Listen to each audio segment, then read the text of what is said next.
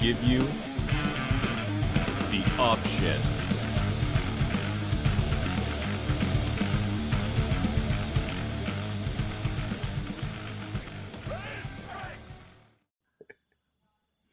Welcome to another edition of the RPO, and since we liked it so much last week, we thought we'd come back with Stat Breakers Part 2. If the boys run with the option, they're running that these players will beat their stats from last season. If they pass on the option, they're passing and don't think these guys will beat their stats. Guys, are you ready to get into our Stat Breakers Part 2? Is it can beat Will, will I'm beat? never saying can again. Let's get that sorted out right now. It's not happening again. So, does that mean you're ready? Can we go? Let's go. Here we go. Yeah, we're good. We're good. I just right. clarified. Your first question of the day is, Justin Jefferson put up 1,400 yards and 7 touchdowns on only 88 receptions in 2020. Do you think his numbers will be better in 2021? I'm going to pass. I just don't think he'll be able to produce like he did last year on that few of targets. The TDs he might be able to beat, but the yardage on that much targets, I just don't think he'll be able to do it.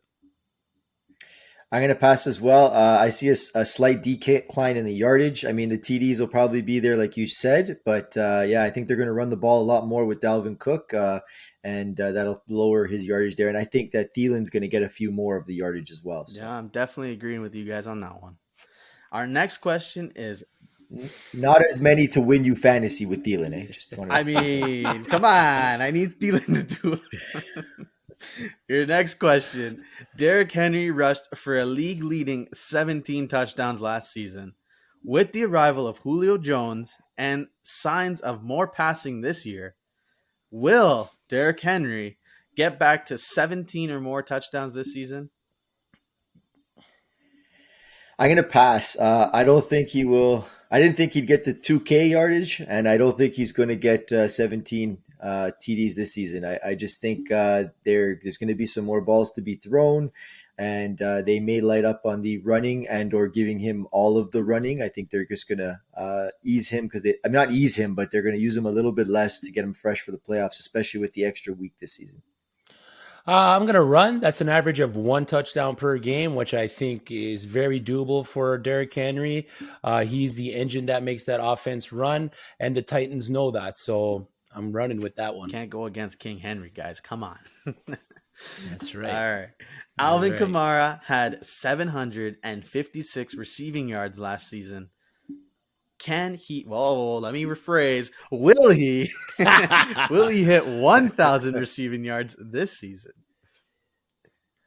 I'm going to run with the injury of Mike Thomas. Alvin Kamara is going to be the focal point of the offense. He is a yak machine. We saw that on Christmas last season and throughout his whole career so far. So I think 1,000 and 1,000 isn't going to be that far off for Alvin Kamara this season. Yeah, I'm going to run as well. I mean, again, that Thomas injury it hurts, but it makes him the guy. And like I said, he's wide receiver 1, RB1. He could do 1,000 and 1,000 with his eyes closed this season. As long as Taysom Hill doesn't get the job. This one is for Sammy, one of our good friends, actually. Younghoe Koo had a league-leading 37 field goals last year. Will he finish as the field goal king again in 2021? So first wanted to clarify, I would have butchered the name and I would have started with Waiku. That's a good thing you're not saying the names. And I mean, you got to love kicker stats, of course. Those are our number one favorite thing here. I'm going to go run. This guy has been a beast of a kicker since he broke onto the scene. So why not do it again? Run? I mean, are we talking kickers? Yeah, we're talking kickers. We're talking kickers. Yeah. If he can get his cleats back that were stolen, maybe. But I don't know. We're talking kickers. I mean, run. Yeah, your fantasy name is Kickers Lives Matter. Come on. He's the kicker king. Oh, man. You know what? Koo will do it again. The Los Angeles Rams finished the fantasy season as the DST1, defense number one. Are they going to repeat as DST1 again this season? I'm going to pass. I believe their schedule early on or through about halfway of this season is part of the reason why it'll be too tough for them to repeat. My pick for DST1 this season for a surprise is the Cleveland Browns. Ooh, good pick. Ooh, I like that. Yeah, they're good D2. I'm gonna run. This defense is scary. I wouldn't want to face them. And the new quarterback that they're going to be putting in there, Mr. Matt Stafford, will help them score more and or have longer drives to keep the other team's offense off the field to keep his defense fresh in order to wreak more havoc. See, I had to keep you guys on your toes. I threw in a kicker and a defense question. You know, you guys weren't ready for that at all. I didn't even bother researching the kicker guy. Sorry, man. I couldn't tell. I'm just not a believer. Not a You have believer. to change your fantasy name from Kickers Lives Matter now. It doesn't. You can't do that if you don't care about the kickers. Yeah, Come exactly. on. Kickers' lives don't matter. No, that's why his name's perfect. It's fine. Your next question, gentlemen, is tight end Darren Waller was about 200 yards off of Travis Kelce last season. Travis Kelce had 1,416 to Darren Waller's 1,196. Is this the year that Darren Waller surpasses Travis Kelce? I'm going to say pass. Kelsey has another few years as a top tight end, at least two more, maybe three before he's dethroned. I know that Waller was close, but I mean, with Watkins not being there, like I've said in the past, there's going to be some more targets for him, and he will be the wide receiver 1A or 1B on this team. I'm going to run a focal point of that offense. This is the year of the Walrus. He's a target hog. Darren Waller actually tied with Travis Kelce for the most targets with it from a tight end with 145 last season. He also had the second most red zone targets, only behind Davante Adams in the NFL with 27. Crazy numbers. That's going to be fun to watch for sure.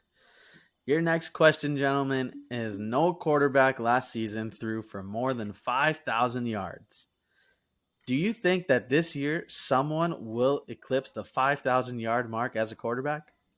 And if you are running with it, I want to know which quarterback you think is going to do it. I'm going to run. For me, it's your guys' pride and joy, Dak Prescott. He averaged 370 plus yards last year per game. The extra game, the offense they will run, the weapons, the opportunity for a game script that'll favor him to capture that goal. Is what's going to put him over the edge. I mean, guys, let's face it. You guys know better than I do. The Dallas Cowboys defense stinks. So there's going to be a lot of opportunity for Dak Prescott to throw the ball. They're learning. It's for me, it's him or the woman scoring Aaron Rodgers. Nice. I'm going to run as well. I mean, with the extra game in there, I think some quarterbacks, I think there could be more than one that actually hit it. I like the Dak Prescott pick. I think he will. I think he was average on pace for 70,000 yards last year almost. Was that what it was? Yeah, 6,500, something like there, that. yeah. So I like that pick. I'm going to take a shot at Justin Herbert. I think he could do it with that team there as well. And they like to throw the ball around. He even throws to the running backs. And I could see him being a guy that hits there as well. No sophomore slump for Herbert from you, eh? Nope. Very interesting.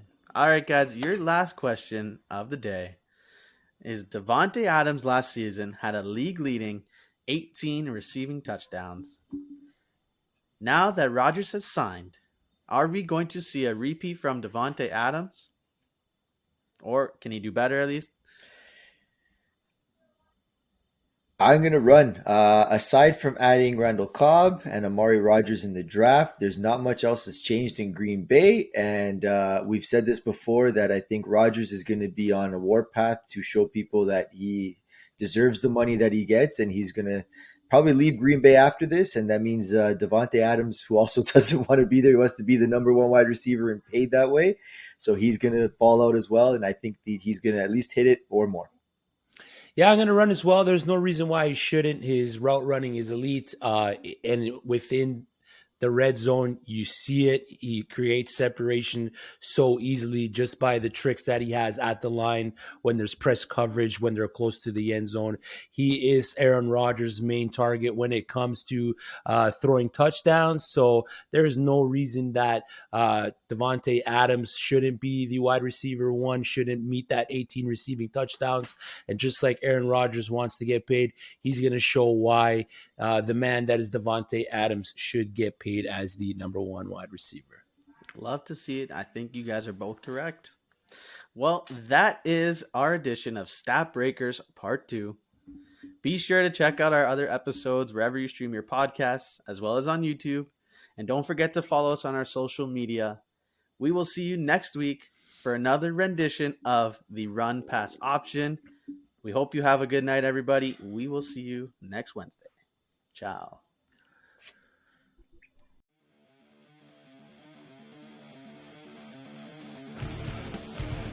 Do you agree with us?